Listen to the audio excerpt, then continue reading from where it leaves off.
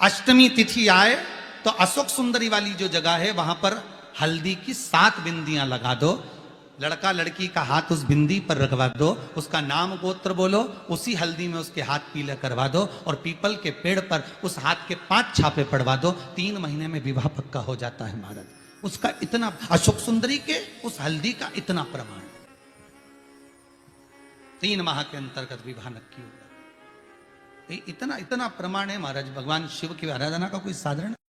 अष्टमी के दिन भूल से भी अगर एक बेलपत्र, एक श्वेत पुष्प शंकर भगवान को समर्पित हो जाता है तो ये मानकर चलें कि आपने कुछ मांगा भी नहीं तो भी शंकर भगवान देने के लिए आपके दरवाजे पर पहुंचे। शिव महापुराण की कथा कहती है इस मृत्यु लोक में, पृथ्वी पर कलिकाल में जो तुम बीज बोओगे वही तुम्हें काटना पड़ेगा। तुम किसी की निंदा करोगे तो कोई तुम्हारी भी निंदा करेगा। तुम किसी पर कीचड़ उछालोगे तो एक न एक दिन तुम पर भी कीचड़ उछलेगा। तुम किसी का अपमान करोगे तो एक न एक दिन तुम्हारा भी अपमान होगा। तुम किसी के लिए गाली दोगे तो वो गाली तुम्हारे पास भी आएगी। तुम किसी को अपशब्द कहोगे तो पलट कर वो अपशब्द तुम्हारे पास आएगा। तुम किसी को बद्दुआ दोगे एक ना एक दिन वो बद्दुआ तुम्हारे पास भी आएगी। तुम किसी का अपमान करोगे एक ना एक दिन तुम्हारा भी अपमान होगा। तुम किसी पर कीचड़ उछालोगे एक ना एक दिन वो कीचड़ तुम्हारे ऊपर भी आए। कितना सुंदर कहा है। शिव महापुराण की कथा वर्णन करती है, यदि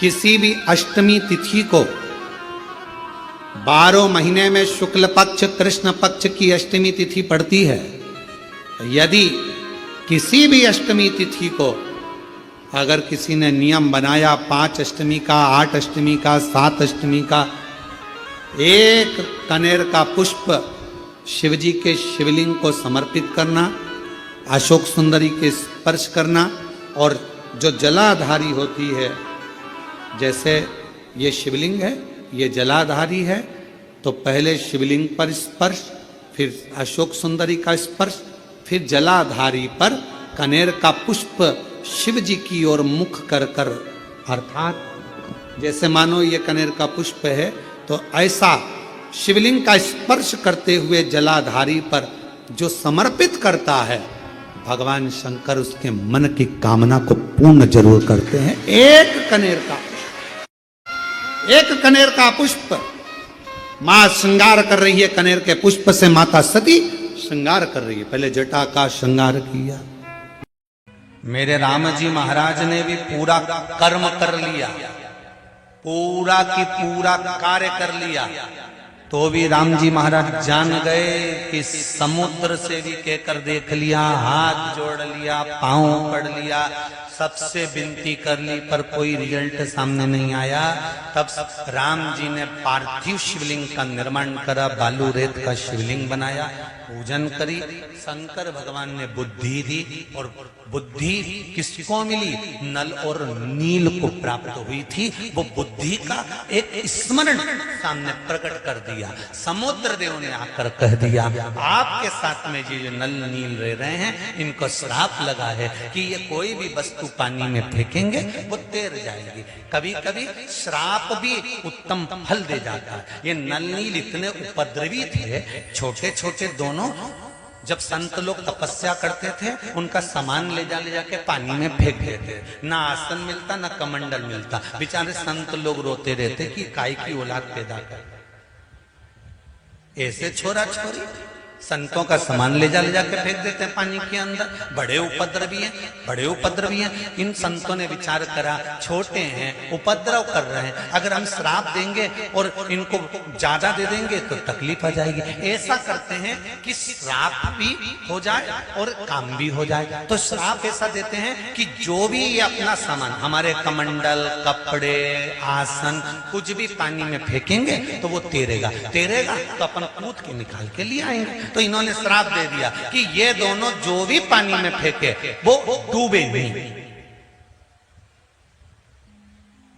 अब उनके उपद्रव करे हुए बचपन के श्राप को समुद्र देव ने याद दिला दिया कि नल नील कोई पत्थर को फेंकेंगे तो वो तैरेगा। तो इन्होंने पत्थर फेंकवाए, वो पानी में तैर गए। तो जरा विचार करो, इतनी देर तक वो कोई बताने वाला नहीं था कि पत्थर तिराने वाले भी तुम्हारे साथ में है।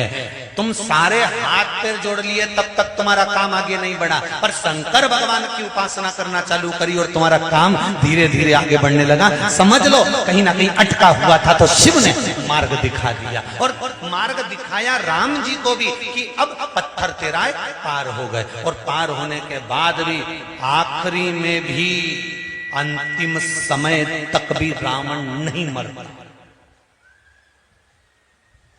तब हनुमान जी एकांत में गए। शंकर भगवान के अवतार हैं श्री हनुमान जी महाराज। उन्होंने ध्यान दिया, भोलेनाथ जी से कहने की जगह अपने पिता पवन देव से कहा, पिताजी बताओ ये रावण तो मरता ही नहीं है, बड़ा प्रयास करके देख लिया पर ये मरे ही नहीं, बाणों पर बाण छोड़ दिए पर मरता नहीं है, कुछ उपाय बता। विभीषण ने जैसा जैसा बताया तो भी नहीं मर रहा है। नाभि में अमृत है, ये विभीषण ने बता दिया था राम जी को, और राम जी ने 7 कर बाण छोड़ दिया था नाभि में, तो भी नहीं मरा। तो टेंशन नहीं होगा।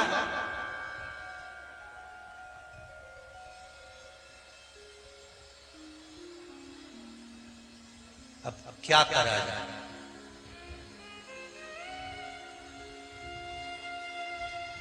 पंडित जी ने जैसा जैसा बताया था सब कर दिया। राम जी ने भी विभीषण के कहने पे करा कि बाण छोड़ा, नाभि में गया अमर सूखने के लिए, पर नहीं मारा। तो लक्ष्मण जी ने तो विभीषण से कह भी दिया, तू ही तो बोला कि नाभि में अमृत है और बाण छोड़ो और मर जाएगा। ले 14 बार छोड़ दिया, मरा ही नहीं। झूठेला, कम से कम यहां तो सत्य बोल। अपने भाई का साथ दे रहा है। विभीषण ने कहा भाई का साथ नहीं दे रहा, मुझे जितना मालूम था मैंने बता दिया कि नाभि में बाण छोड़ोगे अमृत सूखेगा और मर जाएगा। तो फिर मरे क्यों नहीं? ये क्यों नहीं मर रहा? तो विभीषण क्या, मुझे ही नहीं मालूम, मेरे को तो इतना मालूम था इसने ब्रह्मा जी से वर मांगा था कि मेरी नाभि में अमृत रख दो और अमृत सूखे में मालूम, और इसको वर मिला और मैं वहां से चला गया। इसके बाद क्या हुआ ये नहीं मालूम।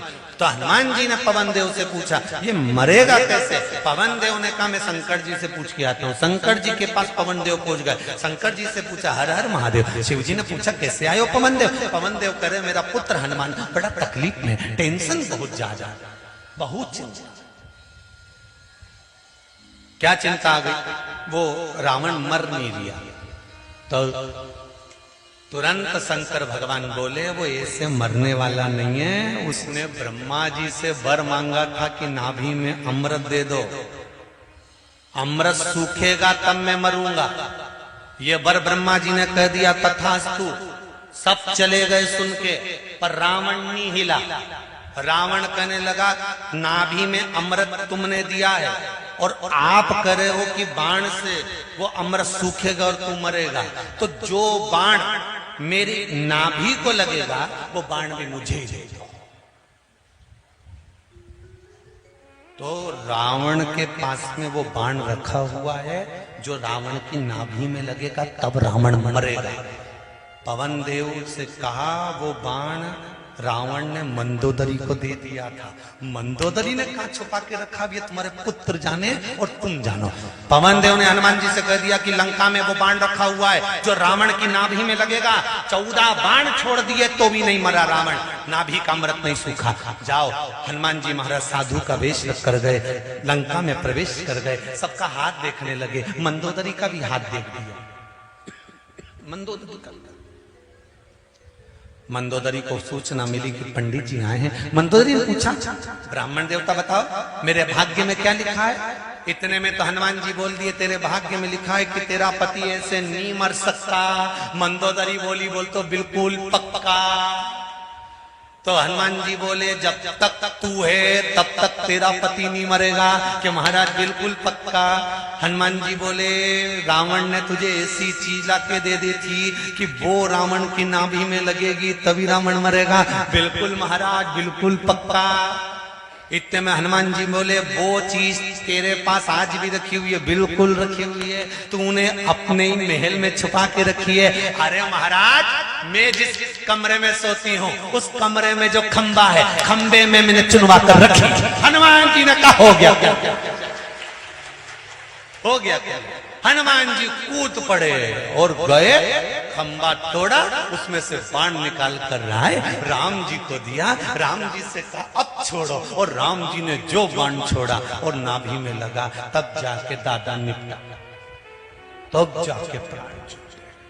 तब अष्टमी तिथि आए, बेलपत्र, और उस बेलपत्री में एक चंदन की बिंदी और एक अक्षत का दाना मात्र रखकर भी अगर शिवालय पर चढ़ा दी जाती है, देवाधिदेव महादेव को समर्पित करते हैं, अपनी कामना कर कर समर्पित करते हैं, तो निश्चितता है कि शंकर भगवान उसका फल शीघ्र प्रदान कर देते हैं। भले आपने कुछ करा ना करा, उसका फल तुम्हें मिलता है। सबसे ज्यादा जहरीला है मनुष्य। सांप तो दिखता है तो अपन कह देते हैं ये काट खाएगा, बोलो सही है कि गलत है? सांप देखकर कह सकते हो कि इसमें विष भरा है, ये काट खाएगा। बिच्छू को देखकर कह दोगे कि ये विषैला है, ये काट खाएगा। गोयरा को देखकर कह दोगे ये विषैला है, ये काट खाएगा। मगर को देखकर कह दोगे ये काट खाएगा। चुपकली को देखकर कह दोगे कि ये काट लेगी। अगर कोई जीव जानवर को देखकर कह दोगे कि ये जहरीला है, पर इन सब जहरीलों से भी बड़ा जहरीला है मनुष्य। ये नजर ही नहीं आता कि कब काट कर चलेगा।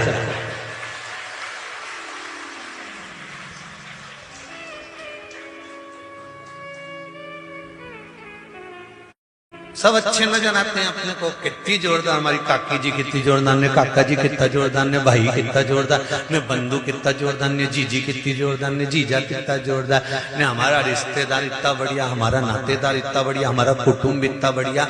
और जब छोरा छोरी का संबंध करने की बारी आती है और कोई संबंधी रिश्तेदार तुम्हारे रिश्तेदारों से पूछते हैं क्यों साहब भेरूलाल की छोरी कैसी है, और इतने में रिश्तेदारों ने उनके बारे में जो बताना चालू करा, तब समझ में आता है कि सांप से ज्यादा जहरीला तो मनुष्य है।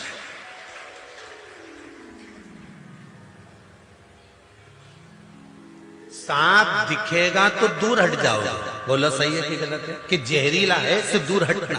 बिच्छू दिखेगा तो दूर हट जाओगे कि जहरीला इससे दूर हटना। मगर दिखेगा तो समझ जाओगे कि मगर दिखा दूर हट जाओ, काट खाएगा। इंसान को कैसे पहचानोगे साहब की ये डसा है कि नहीं डसा? आते हैं तो बहुत अच्छे से आते हैं, और साहब कैसे हो, काका जी कैसे हैं, बुआ जी कैसे हैं, मामा जी कैसे, चाचा जी कैसे, सब रिश्तेदार ऐसे आए, इतना अच्छा मिलके जाए, इतना अच्छा, पर वो बाद में मालूम पड़े कि तुम्हारा मामा का छोरा। स्वयं भागवत जी में लिखा है, सियोर वाला महाराज नहीं कह रिया है, ये मत सोचना ना सियोर वाला महाराज ने की ये बात, हमारा तो नाम ही मत लेना कहीं पे भी कि हमने की। हम तो कहते ही नहीं, हम तो भागवत जी की बात कर रहे हैं। भगवान कृष्ण का बुआ का छोरा,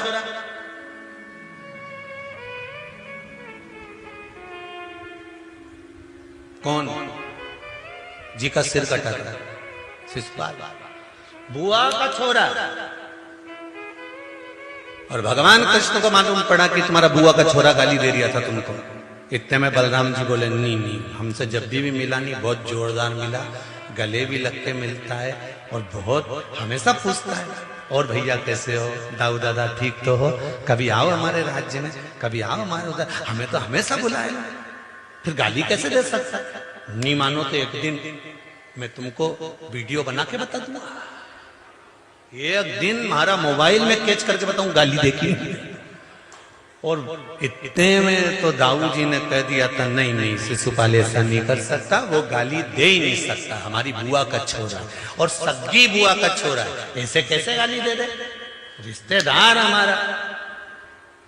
तो भगवान ने कई बार किया, नहीं शिशुपाल गाली देता है, नहीं दाऊ जी बोले मैं नहीं मान सकता, नहीं मान सकता। तो एक दिन भगवान सभा में बैठे थे और भगवान कृष्ण उठ के चले, और चलते चलते शिशुपाल भैया को उन्होंने प्रणाम करके कहा, भैया द्वारका का आना एक बार देख ले, नया महल बनाया। इतने में तो शिशुपाल खड़े होकर बोल दिया, चोटे तेरी द्वारका देखने आऊंगा। इतने में तो भगवान कृष्ण ने पलट के दाऊ दादा को देखा, ये देख लो मैंने पहले ही बोला था कि कैच करके दिखा दिया। सांप दिख जाता है तो भय हो जाता है कि ये काटेगा, बिच्छू दिख जाए तो कि ये काटेगा, गौरिया दिख जाए तो कि ये काटेगा, मगर समझ नहीं सकते सबसे जहरीला अगर संसार में कोई जानवर है, सबसे जहरीला अगर कोई है तो वो कौन है? मनुष्य। दिन भर 24 घंटा बैठ के कुछ ना कुछ काटता ही है। बेलपत्री को जब भी चढ़ाया जाता है तो पीछे की डंडी पकड़कर नहीं चढ़ाया जाता। बेलपत्री को चढ़ाने के लिए मध्य भाग को, जैसे यह बेलपत्र होता है तो इसका मध्य की जो डंडी होती है, मध्य भाग होता है बेलपत्री का, तब मध्य भाग को पकड़कर हम भगवान शंकर को बेलपत्र समर्पित करते हैं। कोई भी बेलपत्र ऐसे नहीं चढ़ाता कि जब भी पकड़ेंगे तो मध्य भाग को पकड़कर बेलपत्र समर्पित करेंगे। भगवान शिव को मध्य भाग पकड़कर इसलिए समर्पित करा कि यह केवल बेलपत्र का मध्य भाग नहीं है मेरे शंभू, मेरे हृदय के मध्य भाग को मैं आपके चरणों में समर्पित कर रही हूं। मेरा दिल, मेरा हृदय। तुमरुका जी से प्रश्न किया गया, शिव महापुराण का कौन सा श्लोक, कौन सा अक्षर, कौन सा मंत्र में जपूं जिससे मेरे पति हिंदू की हो जाए और मेरा अखंड सौभाग्य हो जाए? तुमरुका जी मुस्कुरा कर कहे, हे चंचुला, शिव महापुराण की कथा ही मंत्र है, शिव महापुराण की कथा ही श्लोक है, और शिव महापुराण की कथा ही अक्षर है, और शिव महापुराण की कथा ही पार करने वाली नैया है। सुन लिया?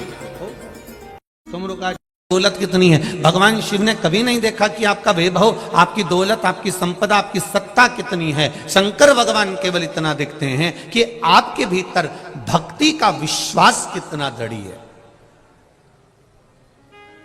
आपके भीतर शरणागति कितनी दृढ़ है।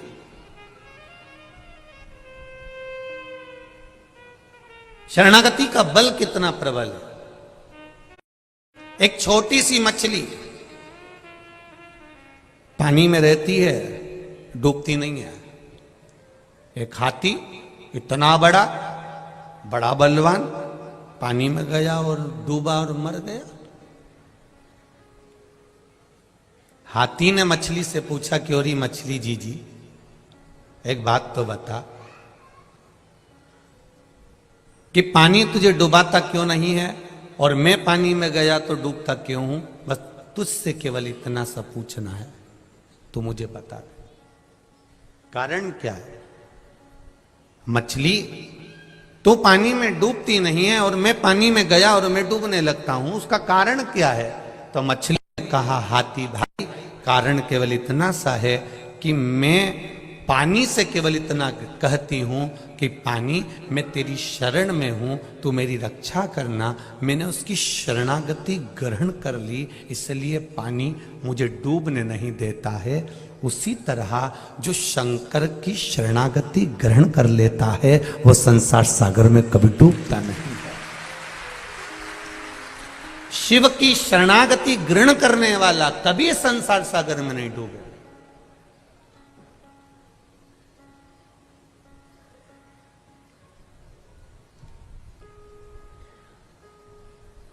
डूबेगा वही जिसने शरणागति ग्रहण नहीं करी है। आप शंकर जी के मंदिर जाते हो, एक लोटा जल चढ़ाते हो, आप बेलपत्र चढ़ाते हो, या आप शिव मंदिर में सफाई कर देते हो, शंकर भगवान के मंदिर को क्लीन कर देते हो, साफ कर देते हो। कोई कचरा पड़ा है उसको उठाकर कोने में रख देते हो, या निर्माल्य है उसको विसर्जन में ले जाते हो।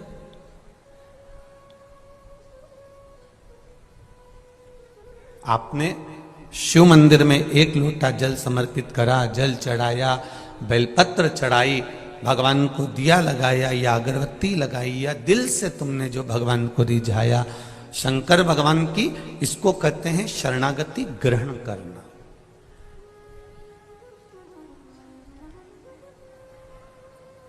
और शरणागति के भेद में भी दुनिया लोगों ने भेद कर दिया। ये कहते हैं हम राम वाले हैं, वो कहते हैं हम कृष्ण वाले हैं, कोई कहता है हम देवी वाले हैं, कोई कहता है हम ये वाले हैं, कोई कहता है हम शिव जी को नहीं मानते, कोई कहता है हम शंकर की शरणागति नहीं जानते।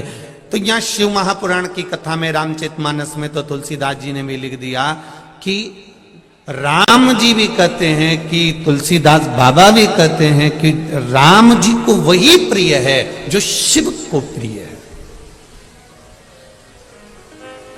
भगवान शंकर की जो शरणागति का सुख। कितनी माताएं जिनको 8 साल 7 साल 12 साल 14 साल 24 साल 25 साल 30 साल 50 साल के बाद बच्चे हुए हैं, शिव की कृपा से हुए हैं। मेरी जीजियों घबराना नहीं, तुम्हारे गर्भ में इतने सालों के बाद जब डॉक्टर ने मना कर दिया था कि तुम मां नहीं बन सकते, डॉक्टर ने कह दिया था तुम्हें औलाद नहीं होगी, उसके बाद भी अगर भोलेनाथ ने तुम्हें संतान दी है, तुम्हारे यहाँ पर 4 लड़कियां थी 3 लड़कियां थी, उसके बाद भी अगर भगवान बेटा दे दिए, तुम्हारे यहाँ संतान की प्राप्ति हो गई। कोई बेटा बेटी एक भी नहीं था, बेटी ने भी अगर जन्म लिया, बेटे ने भी अगर जन्म लिया, और तुम्हारे घर में अगर औलाद ने जन्म लिया है कई सालों के बाद, और शिव के पशुपति व्रत से, सफेद आंकड़े की जड़ से, शंकर की कथा से, शिव महापुराण की भूमि की रज से अगर तुम्हारा गर्भ ठहरा है एक लोटे जल से, तो तुम्हारे बच्चे की परवरिश करने की जवाबदारी भी उस शिव की है, क्योंकि शिव ने दिया, शंकर ने दिया।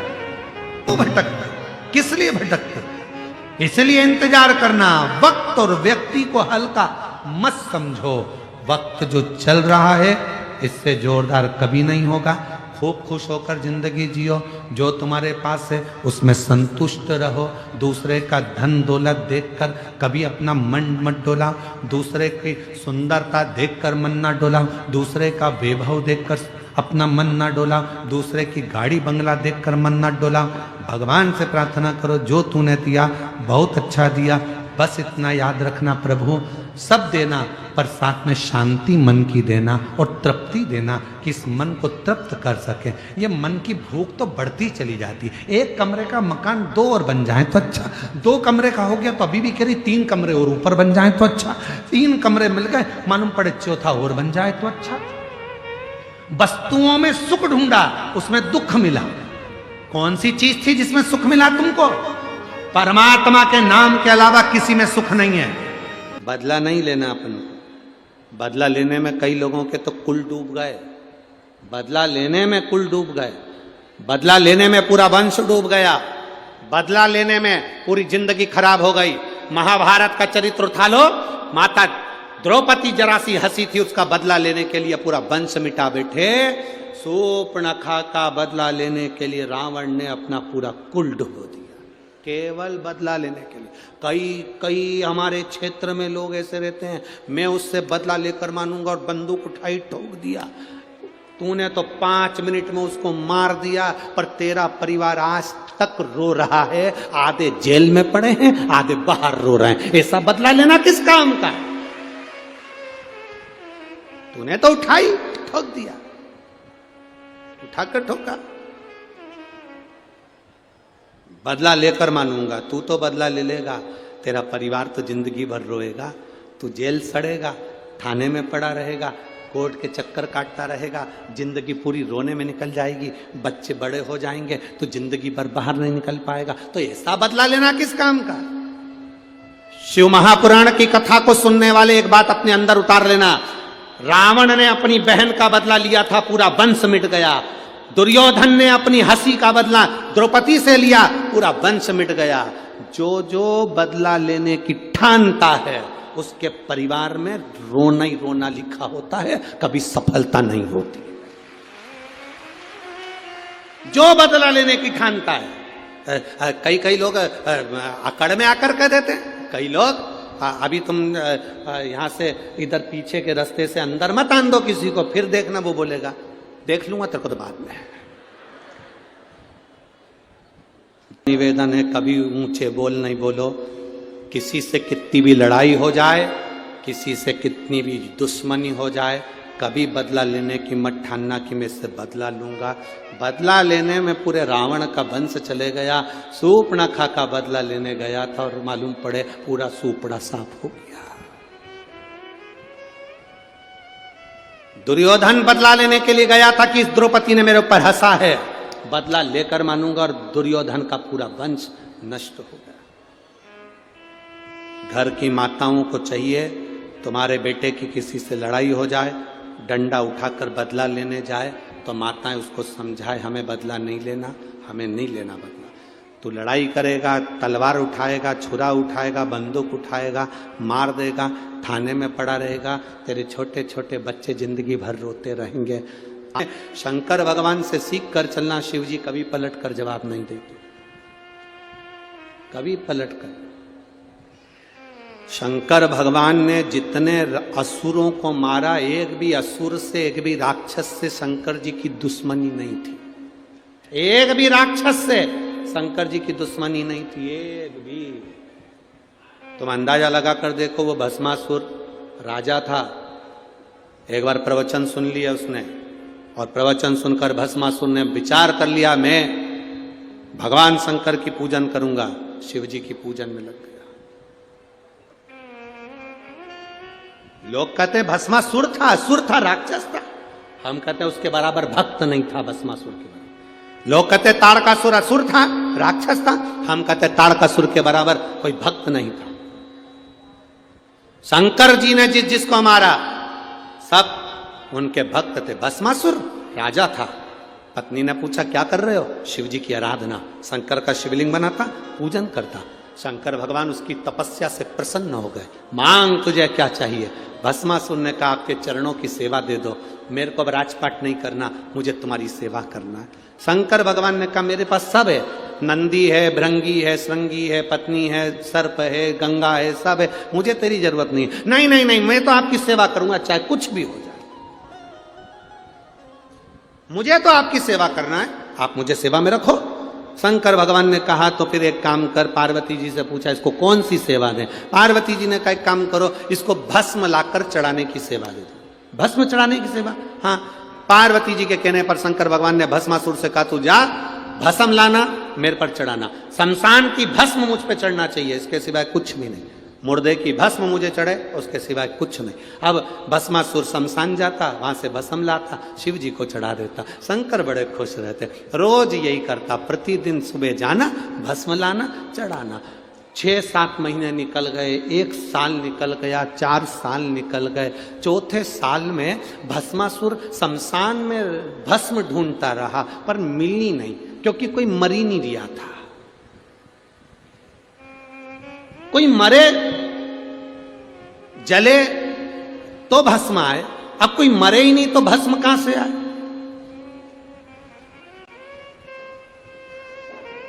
भस्मासुर को बड़ा गुस्सा आया, भोलेनाथ जी ने मुझे सेवा दी और मुझे भस्म नहीं मिल रही है, मैं करूं क्या? भस्मासुर की जो पत्नी थी बड़ी चतुर थी, उसने कहा देखो कब तक दूसरे की फैक्ट्री का माल लाओगे, अपनी खुद की फैक्ट्री चालू करो। भस्मासुर ने पूछा अपनी फैक्ट्री कैसे? पत्नी ने कहा शंकर जी की तपस्या करो, वर मांगो, जिस पर तुम हाथ रखो वो भस्म हो जाए, उसी की भस्म शंकर जी को चढ़ा देना, अपनी कंपनी का माल चलता रहेगा। रोज कहीं ढूंढने जाना नहीं पड़ेगा, किसी के ऊपर हाथ रख देना, भस्म हुआ, उठाया और चढ़ा दिया। कहां तक दूसरे की फैक्ट्री का माल लाओगे? अपनी खुद की फैक्ट्री चालू करो। सुन लिया भस्मासुर ने, लग गया तपस्या में। भस्मासुर ने तपस्या करी, शिव जी सामने आ गए, मांग तुझे क्या चाहिए? आशीर्वाद दो, जिस पे हाथ रखूं वो भस्म हो जाए। शंकर भगवान भी अड़भंगे थे, उन्होंने कह दिया तथास्तु। खुश होकर भस्मासुर घर गया। खुश होकर जैसे ही भस्मासुर घर गया, पत्नी को देखकर आनंदित हो गया। मैं तुझे गले लगाना चाहता हूं। क्यों? तेरे कहने पर मैंने शंकर जी से वर मांग लिया, आज अपनी फैक्ट्री चालू हो गई, मैं तुझे गले लगाना चाहता हूं। पत्नी भाग गई पीछे। पत्नी को लगा फैक्ट्री की कंपनी का माल सबसे पहले मेरे ऊपर यूज कर रहे हो। पत्नी भागी। पति ने कहा कहां जा रही है? पत्नी के मैं अभी आ रही हूं। पति भाग। पत्नी भागती गई, भागती गई, भागती गई। पत्नी ने सोचा कब तक भागूंगी, कुछ अच्छा कर देती हूं। इतने में पत्नी ने अपने पति से कहा सुनो जी, वो भोलेनाथ हैं, शंकर जी हैं, अड़भंगे हैं, शंभू हैं, इतने सीधे हैं, जो मांगता है उसको दे देते हैं। कभी कभी उनका दिया आशीर्वाद भी लगता ही नहीं है, इसलिए प्रैक्टिकल करके देखो क्या उनने सही में आशीर्वाद दिया है। तो इतने में पति ने बोला तू मेरे पास में आ, मैं तेरे सिर पे हाथ रख के देखता। पत्नी बोले मेरे पे नहीं, जिसने दिया उससे पूछो। अब पत्नी गई, शंकर भगवान के पास में भस्मासुर गया, भोलेनाथ जी को याद किया, शंभो हर हर। शंकर भगवान आए, मांगो क्या चाहिए? उसने कहा बस तुम्हारे ऊपर हाथ रख के देखना है कि तुम भस्म होते हो कि नहीं होते। शंकर भगवान बोले बताओ, हमने कंपनी खोली और ये हम पे ही प्रैक्टिकल कर रहा है। शिव जी तो छोड़कर भागे, जो भोलेनाथ भागे पीछे पीछे भस्मासुर, आगे आगे भोलेनाथ। नारायण भगवान के पास पहुंच गए। नारायण भगवान की धर्मपत्नी लक्ष्मी जी मिली। प्रभु क्या बात है, कहां भाग रहे हो? लक्ष्मी जी ने कहा कि क्या हुआ? शंकर भगवान बोले पीछे भस्मासुर आ रहा है, जिस पे हाथ रखता है वो भस्म हो जाता है। लक्ष्मी जी भी भग गई। भागते भागते महादेव पहुंच गए सीधे नारायण के पास में। नारायण ने पूछा क्या हो गया? भस्मासुर आ रहा है, जिस पे हाथ रखेगा वो भस्म, जिस पे हाथ रखे वो भस्म। अच्छा ठीक है, जिस पर हाथ रखेगा वो भस्म हो जाए। अब नारायण ने कहा चिंता मत करो, चिंता ना करो, चिंता ना करा जाए। भगवान विष्णु ने सुंदर स्त्री का रूप लिया, भस्मासुर के सामने जाकर खड़े हो गए। शादी के मन की बात आ गई भस्मासुर के। भगवान विष्णु ने कहा मैं जैसा नाचूं वैसा नाचोगे तो मैं तुमसे शादी करूं। नारायण ने हाथ करा ऊपर, भस्मासुर ने हाथ करा ऊपर। नारायण ने दोनों हाथ करे ऊपर, भस्मासुर ने दोनों हाथ करे ऊपर। नारायण ने अपने दोनों हाथ रखे सिर पर, भस्मासुर ने जो रखे सिर पर। हो गया